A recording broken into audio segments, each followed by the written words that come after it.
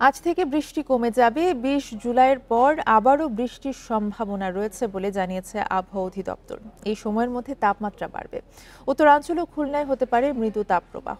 আবহাওয়া অফিস জানায়, বুধবার রংপুর, রাজশাহী, খুলনা, ময়মনসিংহ, সিলেট বিভাগের অনেক জায়গায় এবং ঢাকা, বরিশাল ও চট্টগ্রাম বিভাগের কিছু কিছু জায়গায় অস্থায়ীভাবে দমকা হাওয়া সহ হালকা থেকে মাঝারি ধরনের বৃষ্টি বা বজ্রসহ বৃষ্টি হতে পারে।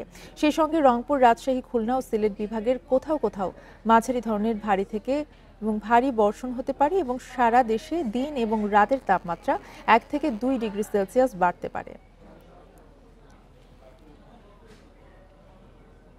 ১৬, ১৭, ১৮, ১৯ এই সময়ের মধ্যে তুলনামূলকভাবে গত কয়েকদিন ধরে যেরকম বৃষ্টিপাত ছিল তার তুলনায় বৃষ্টিপাতের এরিয়া কিছুটা কমে যেতে পারে। সেই সাথে বৃষ্টিপাতের যে তীব্রতা বা পরিমাণ সেটাও কিছুটা কমে যেতে পারে।